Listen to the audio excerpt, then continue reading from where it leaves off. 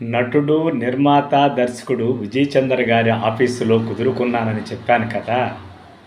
3 రోజులు గడిచింది. అంతే.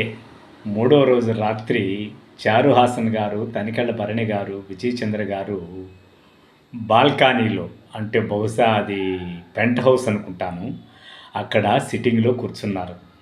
తనికెళ్ళ భరణి పర్సు తీసి డబ్బులు చేతికిచ్చి, "శిష్యా, ఈ మందు తీసుకురా" అన్నాడు.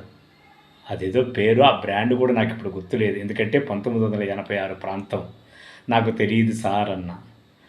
తర్వాత పేరు చెప్పాడు.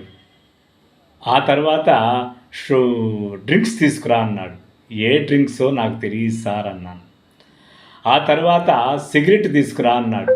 ఏ సిగరెట్టో నాకు తెలియదు సార్ అన్నాను. ఇలా బహుశా సైడ్ డిష్‌తో సహా ఒక 4, 5 ఐటెంలు రకరకాలుగా చెప్పాడు. ఏవీ నాకు తెలియదు సార్ అన్నాను. ఎందుకంటే నేను ఒక పల్లెటూరు నుంచి వచ్చిన వాడిని. మొట్టమొదటిసారిగా సిటీ చూస్తున్నాను. ఇలాంటి అనుభవాలు ఏవీ నాకు అర్థం కాలేదు. దానితో పకా పకా పకా పకా నవ్వి తనికెళ్ళ భరణి గారు, "నీకు తెలియదు అనే పదం తప్ప ఇంకేమీ తెలిసినట్టు లేదు శిష్యా" అని నా కళ్ళ చూసి వెకిలి నవ్వు నవ్వి చారుహాసన్ గారితో ఆ జోక్ పేర్చాడు. నాకెందుకో ఎక్కడో గుండెల్లో గుచ్చుకుంది అనిపించింది కానీ, అయినా వారు పెద్దవారు, వారు అనడంలో తప్పే ఉందిలే అని మనసును సమర్థించుకొని పేపర్ తీసుకుని దానిలో లిస్టు రాసేయమని వెళ్ళి తడబడి తట్టా బుట్టా సర్దుకొని ఏదో బాధలు పడి అన్నీ తీసుకొని వచ్చి వాళ్ళకి టేబుల్ మీద పెట్టాను. "వెరీ గుడ్ శిష్య" అని అప్పుడు విజయ్ చంద్ర గారు అన్నారు.